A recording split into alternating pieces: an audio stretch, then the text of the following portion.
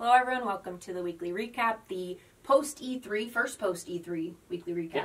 Yeah. So we've got a little bit about E3, and then we have some really interesting statements that Sony has been making as to, like, what's next, sort of. Yeah, John Cadera and a few other little tidbits that came out around earnings call that are kind of being regurgitated as you're in a slow news cycle right now. We're seeing those, and the more you go back and you read them, and then you pair them with what happened with E3, and you start to think about the future, kind of tells an interesting story. There's some big things in there. It paints a story that nobody seems to be talking about right now. Yeah, and that's kind of going to be, you know, our MO over the next couple months, because E3 passes, and then things start getting really weird. You've got a slow period where you're already not getting as much news because every big company put out a lot of news around E3 and during that week. Right. So it kind of takes a while to ramp back up around Gamescom later on in the year. And so during that period, it's slow as it is.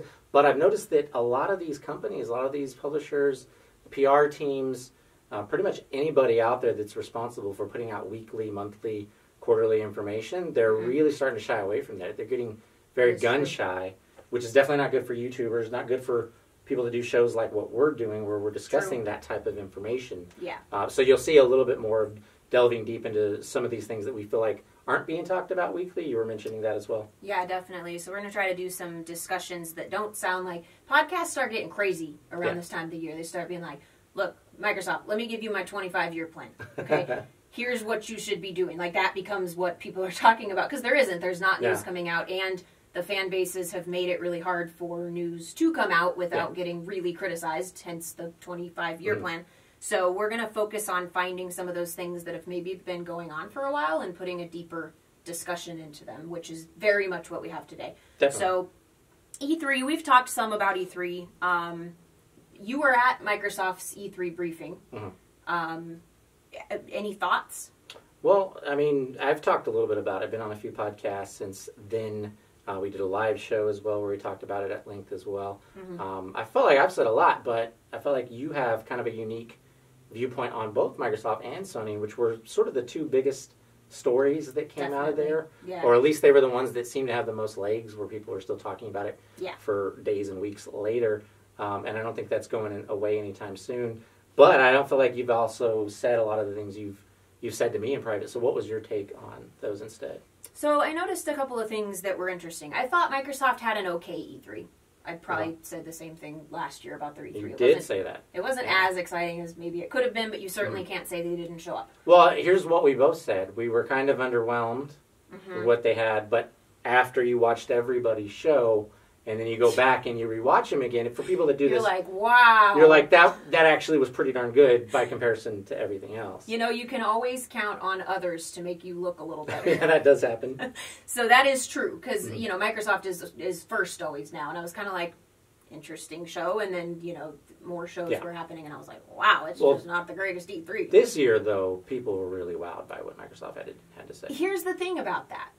I think it's really interesting that Microsoft's conference was the way it was. So essentially, journalists and, you know, the fan base and probably the hater base for Microsoft, they have been pushing so hard against Microsoft, saying they need to show us their 35-year business plan. They need to give us a roadmap. They need to do all these things. Let me tell you how it's done. I don't work in this industry, but let me tell you how it's done. Yeah. They've been getting that for like a solid, I mean forever, but for like a solid year. There's been a lot of, they need more studios, they need this, they need that. People are specifying these things. And I felt like Microsoft centered their E3 conference on proving that they are adequate in the areas that they are adequate. Like proving that they're taking the steps that everybody else wants them to take as opposed to what they want to. Because business acquisitions is not something we usually have announced at E3. That was unusual. Like, it made sense in the context, so you probably didn't really pay attention to that. But that's not what E3 is. E3's trailers, gameplay, you know, Porsche's up on the stage to show off Forza, but the business acquisitions thing was interesting. There were other things within it that were the same way. And it was essentially Microsoft saying, here's all those things you said we needed to do. Shut up. They answered every question and concern. Their so-called critics have for them, and they really shut people up. They did a good job of doing that. Something popped into my head, though, when you were describing all that. I think you're right about that, but I also feel like it was an answer to something that kind of happened a little bit further back on social media. There was this guy named Z Huge. He's still around, but he supposedly is an analyst in Europe, which is like another universe, because his information is very different from what we hear from analysts here in the States. Yeah. But he tried to say something on Twitter in like this long thread. He said that Xbox, or Microsoft in particular, is moving away from Xbox. They're going to reduce the size of Xbox, and they're no longer putting money into it. Somebody tagged Phil Spencer in this. This is, ironically, this is just before they did their 4 major promotions there at the Xbox division, including Phil going to the EVP team. Yeah. Somebody tagged Phil and said, "Is this correct? Is what this guy's saying correct?" And I think he just responded, "No, it's wrong," or "No," or "Wrong." Yeah, in his it was reply. Like, absolutely not. Yeah. He shut him down, and everybody was like, "Oh, you got burned by Phil Spencer." Nobody really knew until they announced all their promotions that they did. Yeah, all so their right expansion. after that, they start putting them on the EVP team and making CVPs out of the engineering guys, and and then after that, they're like, "Oh, and we acquired all these 5 things, studios." some of which were normally more so working with Sony, like big acquisitions that were like, "Whoa, you did that." Yeah. And I felt like there was a lot more catering the show to response, which is always a good strategy, and it's always true that it is catered to response. But Microsoft in particular, it seemed like they just wanted all of this to stop, so they're like, fine, here's our 35-year business plan. Yeah. I was supposed to go up to 45 that time. I didn't. You're approaching Bottle Rocket territory with 75 years. I am. Plan. So here's the other thing I want to point out. I just want to point this out because I got a lot of heat a while back when we started talking about Games Pass. Yes. I said that in order for Games Pass to do what, the people that were really excited about it were saying it would do, there would have to be third-party involvement. Not small third-party involvement, but like a lot. Yeah. First of all, it's definitely been confirmed ahead of E3 and at E3 that Games Pass is really succeeding. Yes. It's not just doing what they thought, it's doing more than they thought, and it's pulling in other sales of games and collectibles and all kinds of other things. That was another thing we predicted, that it could end up having a halo effect or an umbrella effect around everything else. And it sounds like it totally does, and we now can confirm that. Mm-hmm. They put some major third-party games into Games Pass. So along with their whole backward compatibility initiative, they also they are definitely showing what I said they would show, which is, hey, we're the ones who have these relationships. You got Fallout 4, you got Division. Yeah. That's Bethesda and Ubisoft. Yeah, that's the thing that people need to take from that. So some people might try to detract from what you're saying and go, well, those are older games. Right. It's not about that. It's the partnership that they're opening up there for Games Pass put that in with Games Ubisoft Pass. and Bethesda, the 2 biggest publishers apart from EA. It's basically working right with Microsoft. They're basically publisher-wise, they're on the same level as Microsoft and Sony, essentially. Yeah. And they're basically saying, here you go. We can start up this new part of our partnership. But they're also saying, we're not going to do our own service. We're not going to do our own Game Pass. They're giving this to Microsoft. They have a They're letting them favorable have enough view the of playing that. field. Yeah, exactly. Mm-hmm. So that was my observations of E3. Yeah. Now, Sony-wise, that feeds right into a bigger conversation. Yeah. So meanwhile, as this is all happening, Sony is switching rooms to get themselves an extra 20 minutes. I timed it. It was a 20-minute intermission. Yeah. During the 20-minute intermission, Sean Layden is being interviewed to distract from the 20-minute intermission, presumably. And he says, you should be happy with what you get this year. Yeah. And it's not much. He didn't quite say it that way, but he basically said, well, paraphrasing, we don't have anything huge coming, and you should be happy with what you get this year. Yeah. And I was like, that was like the first thing he said, too, wasn't it? That was like the first thing he said. He did not break the ice. He just went straight with that. You should be happy. A lot of people seem to have been like, okay, all right, I'll be happy. Yeah. Which was interesting. So they showed 4 games. Well, that's definitely go into what you're saying, but that's a strategy that has worked really well for Sony this entire generation. And we're going to see it again in something else we're discussing years ago, they today. said our lineup is going to be sparse for a while. And at the beginning of the generation. All the journalists went and wrote their little articles. They, for some reason, they kept the opinion out of those articles. And they just stated the facts. Hey, it's going to be sparse. very small, 2-paragraph articles. Everybody seemed to just accept it and move on from that. Right. They've done it with a few things. I think last year they said temper your expectations before E3. They basically said the same thing this year. That's 2 years in a row. Yeah. So it works. It works. Yeah. And it was interesting because right after he says that, then we finally get into the new location, and they show 4 games. Yes. That were previously announced. We know they're coming. Yeah. And they haven't announced a new game in a while. Yeah. E3 is where that happens, and Sony has a very clear track record that if something is in the works, they will take the risk. If it's early in the works, they will announce it. Yeah, even 5-7 years out, they have done that. Yeah, so I take Sony having a lack of announcements as there isn't really anything in the works. Microsoft is kind of back and forth. Sometimes they're conservative about an announcement, sometimes they're not. Yeah. Sony has always been like, nope, here it is, you wait for this. You wait 9 years for this, and it works, so they do that. Yeah. So that's really interesting because that would mean that of all their studios... So Sean Layden said they had 13 studios. 13 studios. 13. So, and it's funny that he mentioned, like, they don't usually just drop that number around. Yeah, that is weird. He did it in reaction to Microsoft saying they now have 11. Right. So there's we got That's 2 right, more. because at the end of their announcements, they said that makes 11 studios.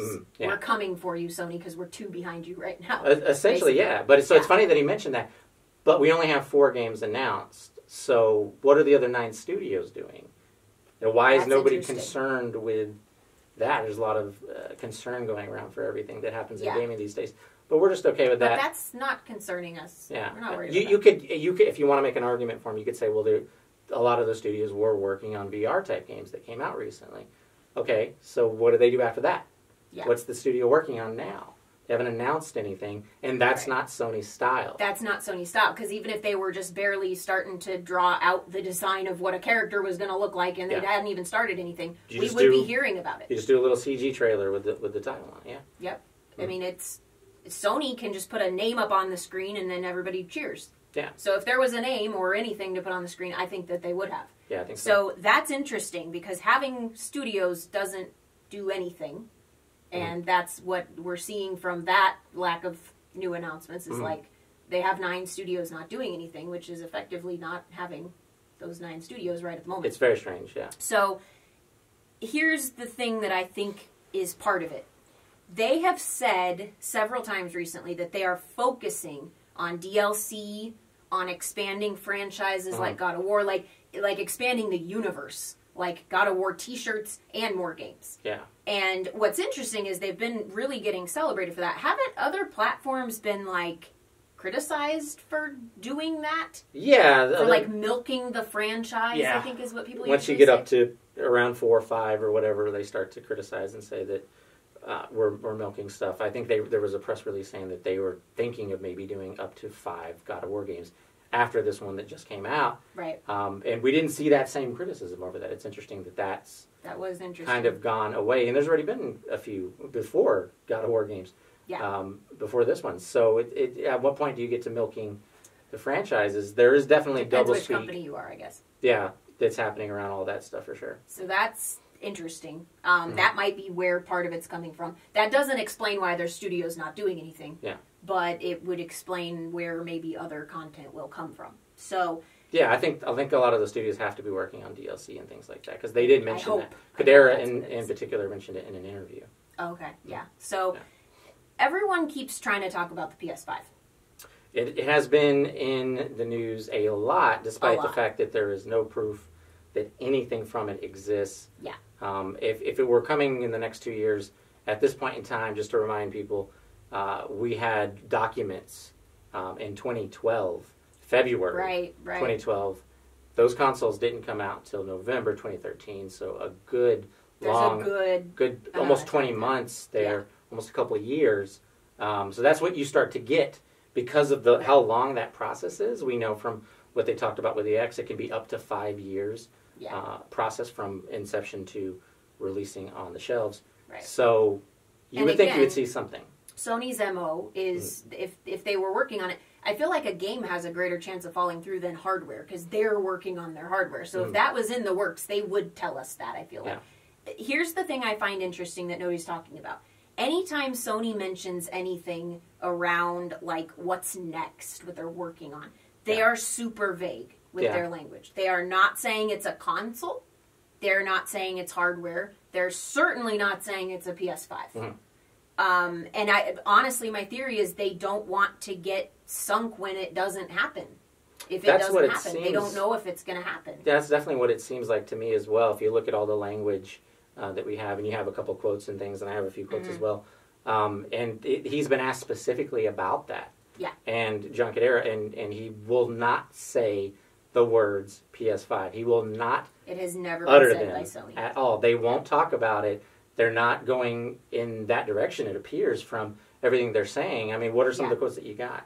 Well, so here's a few things that lead me to believe there is nothing in development. So, no leaks from anyone that they're, like, working on a chip, working on parts, have any deal going with Sony. We always get leaks when that starts happening. Yeah.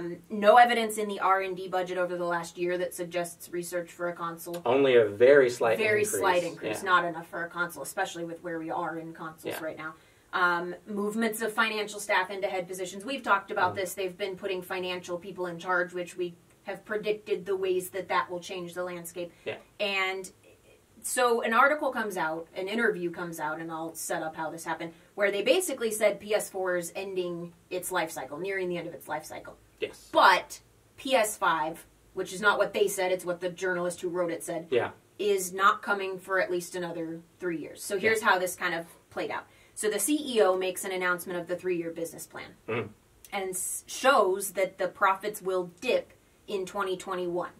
Yeah, he said in particular ending in March 2021. And essentially he said, lower your expectations early. Yeah. We're going to have a dip here. Here's our plan. Here's where the dip is. Then John Cadera was interviewed right after that. And he said, the article said that he specifically said this. The end of the PS4 would have only a minor effect on the company as it has been moving PlayStation's focus from hardware to online subscription services. Yeah. So basically the thing that we've been talking about for a while, saying that all the moves they've been making over these last few years seem to point in a direction where there wouldn't be another piece of hardware on the level of a powerful gaming set-top box that goes in your entertainment center the way the PS4 does. A lot of those moves seem to hint that they're going away. And he says very specifically, can you read it one more time, that quote? Yeah. So the end of the PS4 would have only a minor effect on the company as it has been moving PlayStation's focus from hardware to online subscription services. Yeah. So it sounds like they have, at the very least, some type of device coming out that maybe you can like plug in, like those little USB type sticks that they make for apps. A lot of the apps are being built into TVs, but maybe they could have something like that, or maybe a smaller version, the way Apple does with some of their products, their Apple TV and stuff like that. So it sounds like they're transitioning to be able to do that type of thing, and then you just connect your controller to the device that way, and maybe stream, because they have that technology, they're working on that. Maybe stream a game over the cloud, or play it through some other mechanism as well. Well, and the thing to focus on here is they are not adding emphasis to subscription services. They are switching from hardware to subscription services. The way that's said is like we're moving away from hardware. It's a transition. It's a transition. It's not, we're going to put more focus here for a moment. It's like we're moving out of what we're known for doing, which makes sense with the changes that they've made to their leadership company. And, you know, that all kind of fits together. Like, they are going to change directions. So we've definitely mentioned that's why Cadera was the one who got promoted into the head of PlayStation. That was his background, because his his background was PlayStation Online, and he did really well with it. So, basically, here's where we are. The PS4 is ending, and nothing is replacing it. I'm talking ending to the extent that we are talking about the minor decrease in profit. Yes, yeah. We wouldn't talk about the minor decrease in profit if we weren't saying, like, literally it's going to be off the shelf. You're not going to be able to buy it anymore. You wouldn't talk about it decreasing a profit margin unless that were the case. Yeah. But although we're saying there goes the PS4, it's leaving, we're also saying there is nothing replacing it. And by we, I really mean John Cadera is saying nothing is in the works for at least 3 years is kind of the number that's been floating. It's weird because you're in a period, an era of transparency where all the companies basically, once it's out of the bag that something is there, they talk about it. In Microsoft's case, even before it's out of the bag, they're going to tell you. They start embracing it and spinning it the way they want to spin it. Yeah, so it's very strange that he won't even say PS5, that nobody will say that. It. And they won't say console. Like it's like they are switching in place of that as a subscription model, essentially. It seems like it. I mean, one of the quotes that he did have was, "We will use the next 3 years to prepare the next step." So you and I have heard the words next step or next steps, and usually they're not used in a situation where you talk about progressing with something you're already doing. Right. They're usually used in a situation where you talk about going to something else that you didn't necessarily want. A company is cutting ties with someone or something, or they're transitioning from something or closing down a division. Yeah. You hear next steps when, like, a CEO gets shredded on an earnings call. And they're like, well, our next steps, what you mean is our repair steps are... Exactly, yeah. Yeah. And to continue his quote, so he says, to prepare for the next step, to crouch down so that we can jump higher in the future. So that's a weird thing. Yeah, I had that quote too. I was like, are you serious? Yeah, it's weird to say that you're going to crouch for that long, down for 3 years. For 3 years. To prepare to jump higher in the future. You got to keep in mind, this is a translation. So maybe certain words don't work as well once it translates into English. But essentially, you the can sentiment see what they're saying is for there. Sure. Yes, yeah. So we will use the next 3 years to prepare for the next step, to crouch down so that we can jump higher in the future. You would not refer to it as crouching down unless you're like going under the radar for 3 years in terms of hardware or in terms of whatever. So what does it all mean? So let's look at it this way. It takes more than 4 years to develop new console tech. If they haven't already started it, we're looking at least 2022, but probably further out than that, because it really sounds like these interviews and these business plans and these announcements, they're happening and they're being publicized to bring light to the fact that they aren't working on it. Well, they're trying to quell questions, essentially, and then these websites will write the article about it. But I have a theory about something that could be in the works with Sony. So in addition to the idea of doing like a little device or creating an app or becoming an app or doing something like that, they could actually be working on a partnership with another company. So we've heard a little bit of information about Google taking a bigger interest in becoming a games console developer at some point in time. So it's possible, everyone's going to think I'm crazy, but we'll see if this happens, that if, say, that Google does create a console, they don't have any IP. They don't have anything. They're new to gaming. But Sony has 13 studios waiting to develop something. Yeah. Right? So we're not seeing any announcements for next-gen games from Sony. So maybe they're waiting for to announce a partnership with Google. Maybe they're going to let Google foot the bill, because we've heard that they've lost tens of billions on the last 2 generations of consoles that Sony has done. So Google's got the money, and PlayStation or whoever came into the gaming would have the money. Yeah. And then PlayStation has established franchises and studios and things like that. It kind of sounds like they're not bringing hardware to where what you're saying is maybe somebody else is bringing their hardware, and they're preparing to switch over to a subscription service and potentially either sell their studios or partner their studios with whoever that is. Well, and also look at the language that they're using in all of these interviews and all of the investor calls and all of the transcripts that we've read over these last at least 3 quarters. The language continues to focus around profitability. So they're trying to make themselves seem as profitable as possible whenever they can, and they have been. They have done a really good job this back half of the generation in increasing profits. So if they're trying to do that, a lot of companies do that when they're about to do a partnership or be acquired. They're like setting themselves up for acquisition. Or sell off some part of their company. Yeah. So they could be doing that. And it might even be possible they could sell off PlayStation. I'm not sure how that works with Google being an American company, the Alphabet company being American, but something could be in the works like that. So that is interesting because you have a situation where Sony is kind of, in the console sense, they're doing things the old way. Like, they don't have, you know, partnership for their custom chip with the PS4 like they still do Microsoft off-the-shelf is doing. parts, yeah. And they kind of are the slower, older way of doing it, to where it actually makes sense if they were to achieve it, to get somebody to do the hardware piece for them so that they could do all of the other stuff. Yeah, it's a bigger risk for them if something goes wrong, like with the PS3. Exactly. So that makes sense. That is a wild theory. That is a big theory. It makes a lot of sense. What I can definitely tell you is they're not sitting there working on a PS5, or they'd be telling you that. Yeah. They're probably not really researching a PS5, or we would see it in the R&D numbers, because those are publicly available.